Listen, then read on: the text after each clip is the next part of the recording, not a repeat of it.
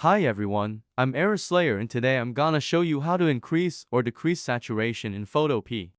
Actually, there are two different methods for this. If you're ready, let me quickly show you the first method. Click the New Adjustment Layer button located at the bottom of the Layers section. And select Vibrance. You can increase or decrease the saturation value using the slide bar. You can also combine the two with Vibrance to get closer to your desired result. This was the first method. In the second method, click the New Adjustment Layer icon again and select Hue and Saturation. Again, you can increase or decrease saturation using the slide bar or by entering a value. I hope this step-by-step tutorial video on how to increase or decrease saturation in Photopea has been helpful. Don't forget to subscribe to the Error Slayer YouTube channel and like the video. Have a good day.